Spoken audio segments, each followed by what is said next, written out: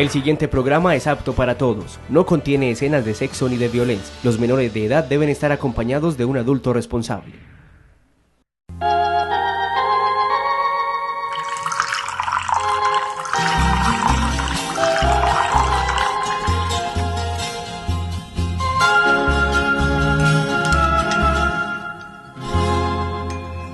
Televidentes de Tinteando con la Firma, buenas noches. Nuestro tinto de hoy, que es de los Andes Cooperativa, no lo vamos a tomar con un tema muy candente que hay por estos días y que está en boca de toda la comunidad, no solo andina, sino de Antioquia y Colombia, y es la situación de la educación. Y tenemos pues la grata visita de dos invitados muy especiales, quienes son Arley Flores y el señor David González, parte de profesores con los que vamos a dialogar sobre ese tema. Señores, buenas noches y bienvenidos a Tinteando con la Firma. ¿Cómo está, Juan Carlos? Buenas noches, Juan Carlos. Muchas gracias por la invitación a este programa Tinteando con la Firma. Bueno, es un tema que, como decía ahora en la introducción, está en boca de todo el mundo. Muchos padres de familia, mucha gente del común defiende a los profesores, porque a través de las noticias, de radio y televisión, vemos que en realidad el salario que gana el magisterio a nivel nacional, en comparación con otros países, digámoslo así, es paupérrimo, es mínimo, ¿sí? Y en realidad también se habla de la situación de salud que maneja el profesorado es triste, ¿sí? Entonces muchas personas aceptan y respaldan y valoran esa decisión de estar en paro, pero también viene la contraparte donde muchos padres de familia los ha afectado de tal manera el paro del magisterio que muchas personas no pueden ir a trabajar porque no tienen con quién dejar los hijos. Entonces hay como esa cara y sello de esta situación. Vamos a hablar un poco de eso. Bueno, Juan, nuevamente buenas noches. Un agradecimiento muy especial a usted por la invitación y a UPAN Televisión por recibirnos en el programa. De antemano muy delicioso el tinto. Tocaste tres temas: salario, los que apoyan y los que no apoyan el paro, ¿cierto? En el salario dijiste que comparados nuestros ingresos mensuales con otros países son muy bajos, pero no tenemos que ir tan lejos, Juan. O sea, nos podemos quedar en el mismo municipio, nos podemos quedar en el mismo departamento y en la misma nación y hacer ese tipo de comparaciones. Comparando con otras actividades. Sí, señor. Nada más en estos días conversaba con un empleado de uno de los supermercados. No diré ni cuál el supermercado ni cuál el señor. Claro que sí. Pero hablaba con él y me decía: profe, eso del paro de ustedes, ¿por qué son? Si ustedes viven como tan bueno y ganan como tan bien. Y yo, pues, dos cosas, hombre, compadre. La primera, yo sí vivo muy bueno, porque hago lo que me gusta. Claro. Pero no es que ganemos tan bien. Un docente, voy a hablar de los que se puedan equiparar con una técnica que llamamos los normalistas superiores, después de presentar una evaluación de ingreso, porque tenemos que presentar evaluación para ingresar, sí, entra con un salario de 1.100.000, 1.100.000 y algo, no me sé la cifra exacta. Sí. Le podrá subir a 1.300.000 o algo más con las primas de alimentación y transporte. El muchacho me decía: ¿de verdad, profe, entran ganando tan poquito? Y yo: sí, hay algunos que entran en eso. Entonces yo tengo salario de profesor. Pues si te ganas eso, sí, tenés salario de profesor. Y yo hice el bachillerato, yo no hice más. Y entonces eso es, hombre, compadre. Entonces, vuelvo y te digo, no tenemos que ir tan lejos para comparar el salario de un profesor. Esta mañana, en uno de los corregimientos, mirábamos la tabla salarial de los docentes de lo que llamamos el 1278. Arrancamos, como te digo, en 1.100.000, los que no tienen licenciatura. Sí. Los que tienen licenciatura, si logramos entrar, arrancamos con un salario aproximado de 2 millones de pesos, o tal vez menos. Si logramos llegar a la 3, que habría que tener maestría y doctorado, y luego hablamos de esas inversiones, llegar a esa última escala con doctorado se estaría ganando 5.500.000. Ah, pero es que eso es muy buena plata. Sí, es muy buena plata, pero ¿cuánto tiempo de estudio? ¿Cuánto costó la inversión para estudiar?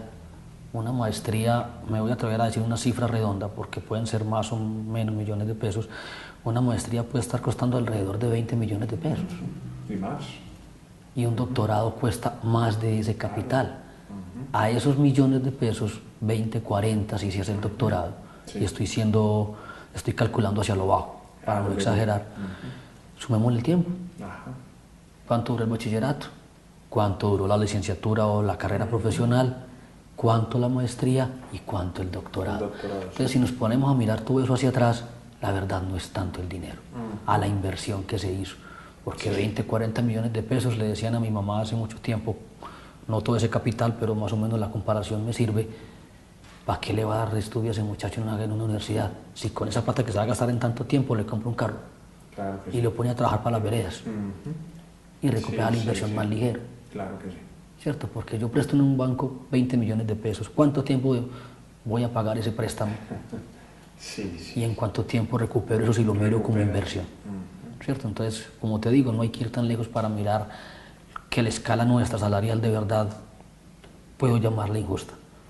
Bueno, pero entonces, entendiendo un poco también a la comunidad, vemos que hay algunos profesores, quizás digo yo los más veteranos,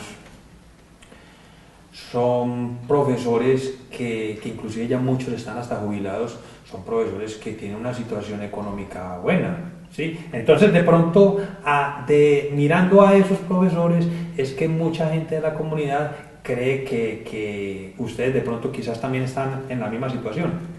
Y es diferente, o sea, usted nos estaba comentando más o menos acá en esta parte, como que hay una escala salarial, inclusive como que hay ciertos escalafones, no sé, y los profesores más antiguos venían como con un régimen de salarios. Expliquémosle un poco eso a la comunidad. Arley, ¿tenés algo que decir de ese tema? Porque sí, al respecto... de la palabra no, tranquilo, lo que pasa es que, a ver, primero aclarar la desinformación que hay, es que no solamente es el salario del maestro. El maestro viene en una coyuntura hace mucho tiempo. Claro. Viene de eso siendo mucha claridad en siendo dividido por el mismo gobierno en dos estatutos, los que tú acabas de llamar veteranos y los que vienen entrando con otro régimen. Entonces, ¿qué se ha pretendido con eso? Ir menguando todas las garantías que como docentes se han logrado, porque en un paro mayúsculo en el 77, con muertos y todo, se logró, muertos de hambre, para ser más se logró ubicar el estatuto docente 2277.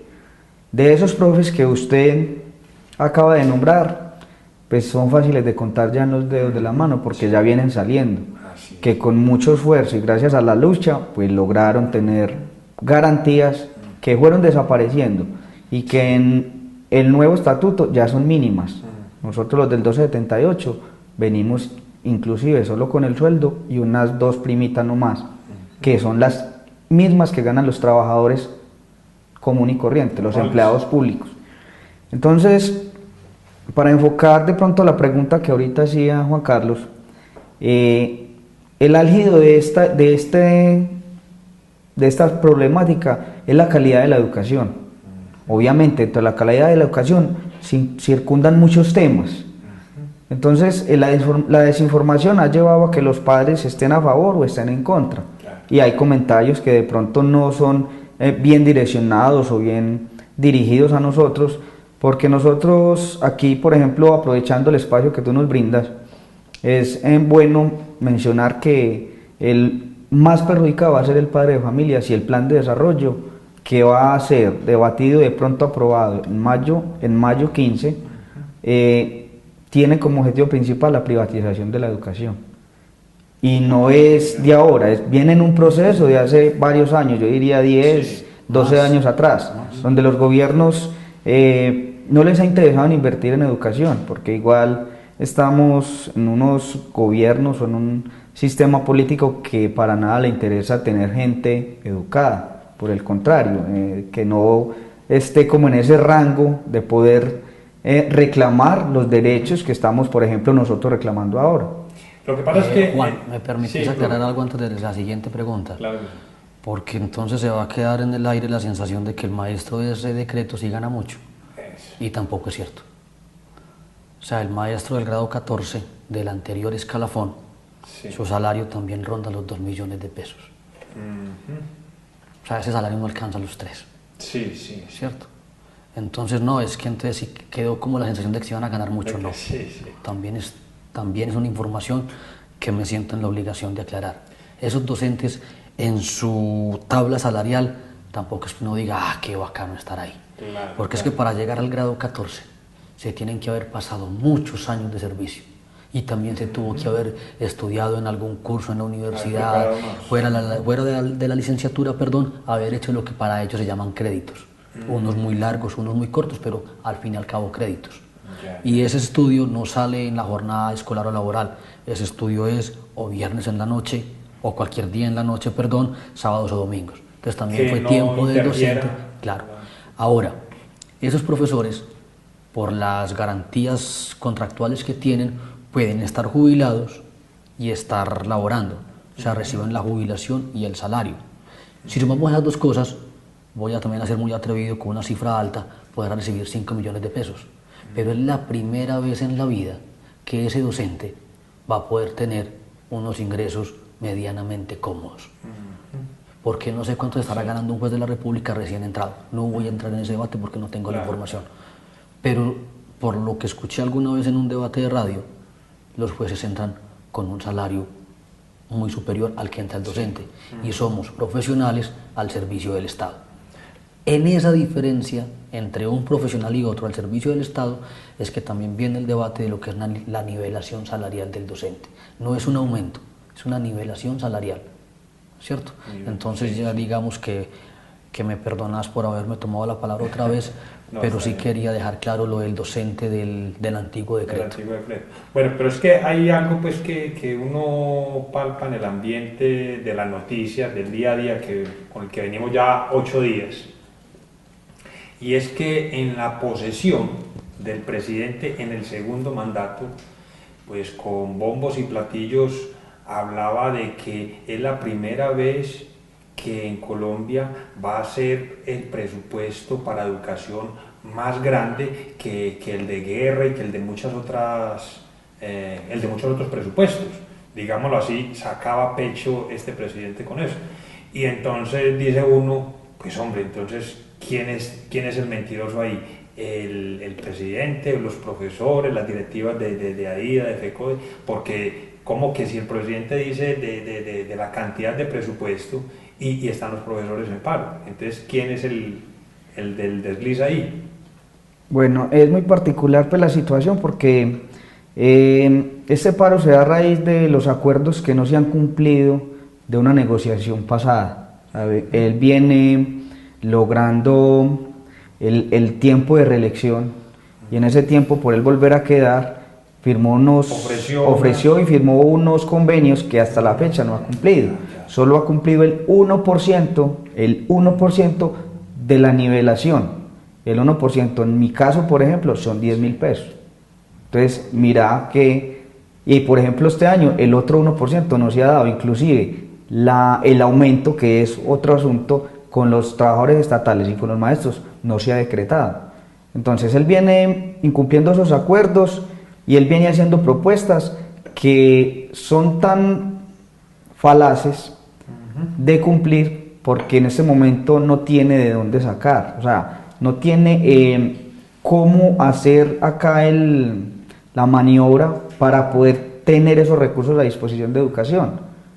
Entonces él en este momento sí tiene unos acuerdos firmados, pero en este momento no los cumplió. Y como no los cumplió, volvió la FECODE a retomarlos nuevamente dentro de un pliego de peticiones que anualmente se saca y se está negociando desde el 26 de febrero, ¿cierto? Esto no es nuevo. Esto no es nuevo. Esto no es, hagamos un paro y se hizo. No, ustedes vienen negociando desde hace tiempo atrás. Al gobierno se le dio aproximadamente 53 días. 56 en la mesa de negociación. Nunca el presidente se sentó, nunca la ministra se sentó, simplemente eran comisiones. Entonces ellos salen a decir que ellos estaban negociando cuando es totalmente pues una mentira que ellos estuvieron allí. Hay intereses políticos de la ministra y hay intereses políticos de nuestro presidente en engañar de pronto a la opinión pública para vernos a nosotros los maestros como los culpables del paro. Ajá. Bueno, yo quiero hacer una claridad, yo no voy a entrar a hablar de ni mentirosos ni engañosos, yo voy a hablar de la información que a cada cual le conviene, ¿cierto? Porque la información es eso. Los medios, los grandes medios de comunicación, pues por alguna u otra manera sentirán más réditos económicos si pasan más o cual información, ¿cierto? Por ejemplo, la ministra dice que ahí va a negociar. Esa información, inclusive en una carta que le mandamos los docentes de Andes que firmamos en la comuna, le pedimos copia de las actas en la que conste que ella estuvo y que conste la oferta o el ofrecimiento que hizo. Entonces, mientras no tengamos esas actas, debemos estar escuchando tanto a la ministra como a la FECODE, ¿cierto? A la FECODE como federación con sus voceros. Sí. ¿Qué nos dicen los voceros de FECODE? Lo que ya mencionó Arley, se entregó el pliego de peticiones el 26, eso se hizo también con la movilización de una marcha, ya se entregó, se esperó durante todo el tiempo propuestas, dicen los voceros de FECODE, se esperaron propuestas serias del gobierno o del ministerio. Salieron con la única propuesta que nos dimos cuenta o que nos hemos dado cuenta hasta ahora, ofreciendo una nivelación del 10%. ¿Cierto? Pero no es darle el 10% de una, sino como que es... Exactamente, entonces un 10% dividido en los 4 años, fraccionado en partes iguales. Entonces son 2.5% cada año, ¿cierto? Voy a poner el caso de Arley, que él ya lo ventiló acá. Sí. Si el 1% son 10.000 pesos. En mi caso, 10.000 pesos. El 2.5% son 25. Entonces 25.000 pesos cada año será presentable. ¿Cierto? Ahora, ni siquiera es que arranquen ya con los 2.5. Hay que esperar, si se aceptaba esa propuesta, que se llegue a una reforma constitucional. Lo explicaba un concejal de Bogotá, yo no sabía cuál era el trámite, lo explicaba el concejal Yesid García, que hoy un video publicado en las redes sociales, donde él dice que eso se puede llevar hasta un año, porque son de 8 debates que se tienen que dar, se tiene que aprobar en 6. En 6 debates. Y si no se aprueba. Ahora, si le creemos a don Yesid y se va todo un año en el debate, ya en los 2.5 no son en 4 años, son en 3. Y si hay relevo presidencial y no está dentro de la misma cuerda de este partido político, ¿qué nos podrá decir el otro presidente? Qué pena, profesores, yo no estoy obligado a pagar ese 2.5 porque fue un acuerdo con un presidente y no es política pública, por lo tanto no es mi responsabilidad. Entonces los docentes pasaríamos de esperar un 10% a obtener un 7.5. Vuelvo y repito, en el caso de que esa propuesta pase. Sí. Bueno, pero entonces, a ver, los que están a favor del gobierno hablan de que cuando el presidente les propuso, o sea, les hizo esa oferta en plena campaña política de la reelección, estábamos en una situación económica muy diferente a la que sucedió, en la que estamos ahora con lo de la caída del petróleo. Entonces ellos aducen, no, es que con esta situación económica que hay, ya las cosas no son iguales. ¿Qué tienen ustedes? Juan Carlos, pues eso es muy sí, se me sale a mí de la seriedad de la charla, porque es que, ¿cómo no va a afectar? Entonces, la baja del precio del petróleo afecta para negociar con los maestros, pero no afecta para volver a incrementarle el sueldo a los senadores. Entonces el gobierno no es consecuente en lo que dice. Y menos, es que si ustedes se sientan a mirar cuánto le suben a un senador y cuánto nos están ofreciendo a nosotros, pues verán como la desproporción en... Sí, y aquí sí voy a ser muy atrevido. Hay senadores muy bien preparados y también los hay no tan bien preparados. Entonces a mí me gustaría que cogieran la hoja de vida académica y los docentes del país versus senadores o representantes a la Cámara y miramos entonces cuáles podríamos armar el tugurio con los cartones para decirle, al menos para hacerlo jovialmente, con la cantidad de títulos que algún docente pueda ostentar. Vuelvo al caso de los doctores, en educación. Claro. Ni siquiera en educación superior pueden estar ganando siquiera 15 millones de pesos, que comparado con los 25 o tal vez más de un senador, pues, ¿cierto? Lo ven a una desventaja. Con respecto a lo que preguntas ahorita de la crisis económica o de la baja de los precios del petróleo, leí en una editorial del Colombiano, que los docentes deberíamos ser más conscientes de eso y ser menos, no me acuerdo el término, digamos menos exagerados en las peticiones, cosa que si se lee el pliego de peticiones no hay nada exagerado. Pero la pregunta que yo me hago es, ¿la crisis económica la generamos los maestros? Claro. La crisis económica del país, que dicen los que saben, viene de siglos atrás, es culpa nuestra, es culpa del gremio docente. Claro que sí. Es más, es una pregunta inquietante. Entonces, le decía a mis compañeros que los docentes debemos estar tan conscientes de nuestro papel, que en muchas partes del país somos los únicos ojos del Estado. Somos la única representación estatal en las veredas más lejanas. Claro. Eso lo palpamos acá, ¿no? Donde no llega ni siquiera la fuerza pública, o llega por ratos. Porque los soldados van a todas partes, pero llegan por ratos. El docente no llega por ratos. Siempre está ahí, sí. El docente va allá y es la única representación del Estado donde no hay inspección de municipio, inspección de policía, donde no hay servicios de salud. No, está el docente, está la escuela. Entonces es un papel que considero yo, el mismo Estado, el mismo gobierno nos debe respetar eso. Que somos la única representación en muchas partes del país, en las partes más alejadas de cualquier centro urbano, en cualquier vereda, somos la única representación del Estado colombiano. Así es. Bueno, profe, no es algo oculto para nadie que muchos compañeros de ustedes están laborando, ¿sí? O sea, no todo el profesorado paró. Queda como en el ambiente, no sabe uno si es que no están apoyando el paro o si lo están apoyando, pero no pueden parar porque si paran eso les va a afectar la situación económica paupérrima, por cierto, entonces quedaría peor todavía. ¿Qué le podemos decir a la comunidad? Porque yo he dialogado con profesores inclusive de otros municipios y ellos me dicen, no, es que el paro es muy justo, pero yo no puedo parar porque prácticamente las entradas de mi hogar son por lo que yo me gane, y entonces si no laboro, pues ¿con qué voy a llevar la panela a la casa?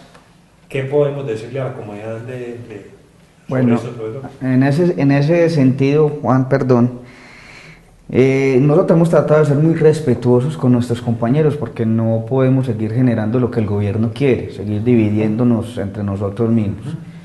Y aunque respetamos la decisión de nuestros compañeros, no la compartimos, porque nosotros también estamos arriesgando.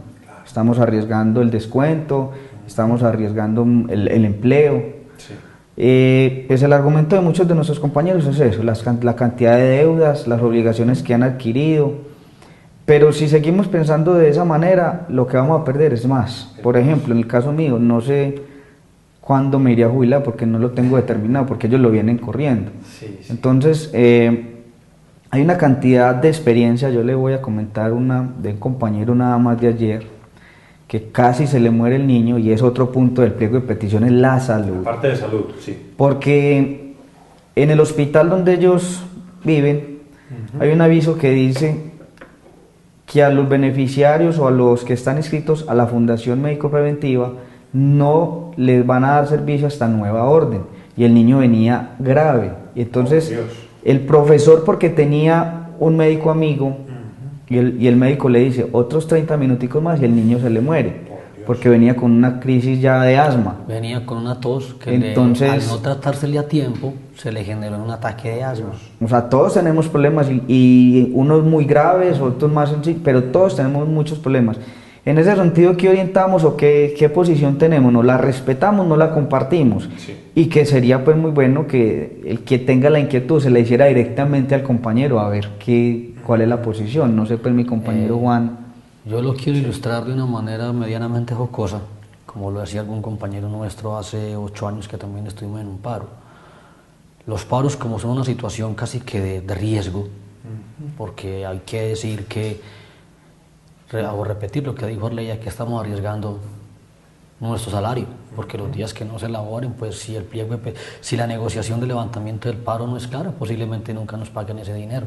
Claro. A los compañeros más antiguos hicieron el paro del 2001 y aún en Antioquia les deben unos dineros, 2, 3 meses, no sé cuánto, pero les están debiendo aún ese dinero. Muchos compañeros de esa época no quieren salir a paro acordándose de eso. Claro, Entonces yo voy, atiendo un llamado de la federación, atiendo un llamado de la asociación sindical y luego no nos tienen en cuenta o no aclaran bien los puntos para, ¿cierto?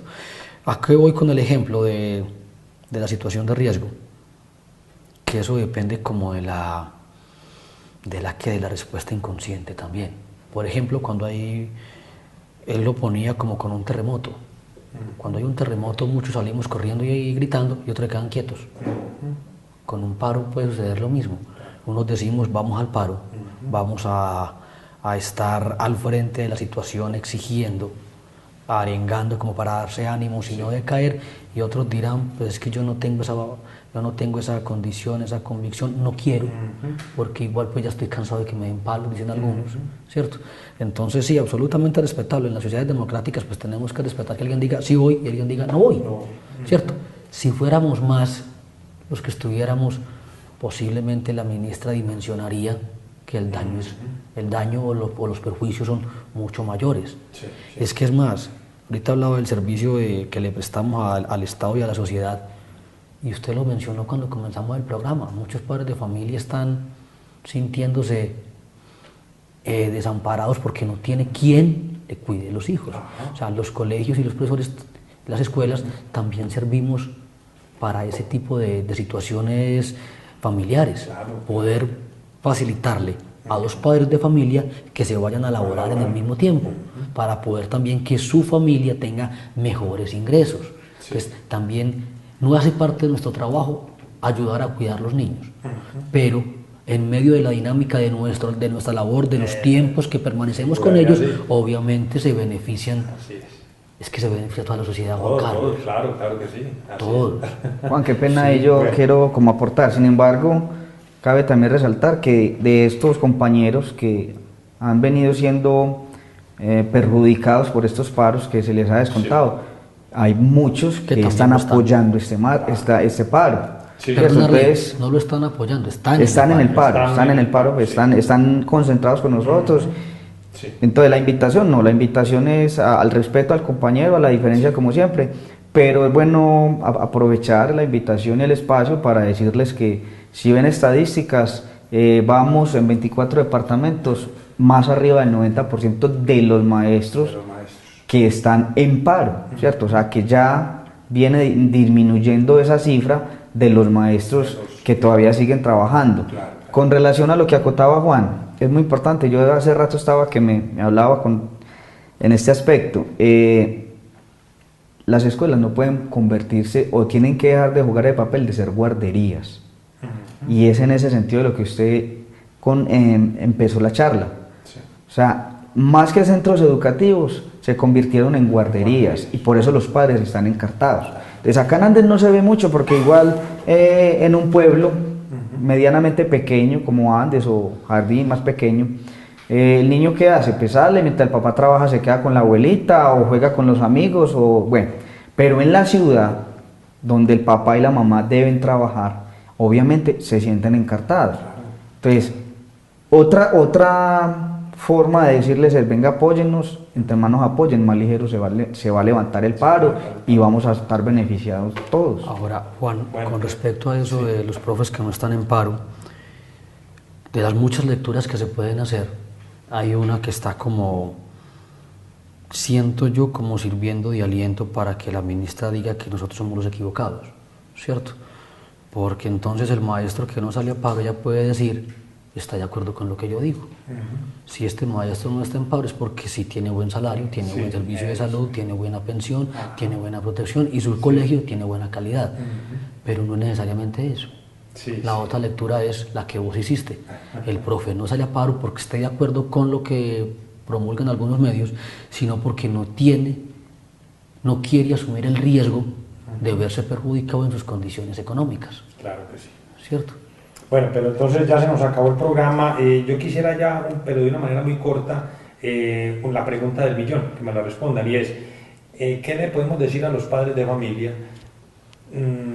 Sí, la pregunta del millón. ¿Hasta cuándo vamos a estar en esta situación? ¿Qué creen ustedes? Ya para terminar. Bueno, ya para terminar, pues a los padres de familia, no, el paro sigue hasta que haya negociación, aclararles que no es por pereza, que también es luchando por ellos, porque ellos más adelante con la privatización de la educación no tengan que sacar 300 o 400 mil pesitos cada mes para pagar la educación de su hijo, que ese es el punto que a ellos los debe preocupar. Entonces, no, la invitación es que nosotros no, inclusive personalmente ya me está haciendo falta el contacto con los niños. Sí. Inclusive hoy estuvimos en un acto simbólico en el parque apoyando pues al Día del Niño, repartiendo bombitas y confiticos, sí, porque ya nosotros también sentimos la falta que nos hace estar en contacto con los muchachos. Padres, pues yo sé que están muy preocupados y que de una u otra manera nosotros también, pero mientras no haya una negociación seria, yo creo que hay que mantener el paro porque es una lucha justa. Juan, el paro es indefinido. Sí.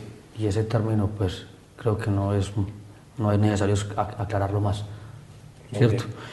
Yo voy a ser muy atrevido con usted y con AUPAN. Sí. Yo quiero que nos inviten a un próximo programa porque hay un tema que es mucho más importante que el que tocamos hoy, sin decir que este no lo es, y es el tema de la educación pública, estatal, universal de calidad. Eso nos quedó faltando y es un tema, ese es el otro tema que va de la mano con este que estamos haciendo. O sea, la pelea no es solamente por el maestro, el paro no es solamente por mejorar todo lo que hemos dicho del maestro, es por garantizar, por exigirle al gobierno nacional que garantice no solamente la educación pública, sino que la garantice de calidad. Entonces, lo atrevimiento, te repito, es que ojalá podamos estar en un próximo programa y en la medida de lo posible dedicárselo a ese tema en particular. Entonces vamos a hacer lo siguiente, los vuelvo a invitar a ustedes dos para un próximo programa ya cuando termine el paro y hayan, digamos, ya concretado ya las cosas como son, entonces en qué quedamos, y me imagino que van a estar ustedes con una sonrisa de oreja a oreja. Yo quisiera de pronto concluir en ese tema de la educación universal, gratuita y de calidad, porque es en ese foco que interviene todo. Porque un maestro bien remunerado va a tener más motivación de ir al aula, un maestro con buena salud va a estar en mejores condiciones para brindar una mejor educación. Una jornada única con un buen refrigerio, con unos buenos espacios, benefician a los niños y a los padres de familia. Entonces no enfoquemos solamente el paro en el salario, porque se está enfocando en eso, enfoquémoslo más en la educación pública, gratuita y de calidad, que de ahí se desprenden los otros. Bueno, profesores, quedamos en ese estado, sí. Hasta la próxima charla, a ver qué... Ojalá fuera antes de que se acabara el paro, pero también le acepto para después del paro, no hay ningún problema. De todas maneras, muchas gracias por la invitación, Juan Carlos, y a UPAN también por recibirnos acá. Está bien. Televidentes, buenas noches y hasta un próximo programa.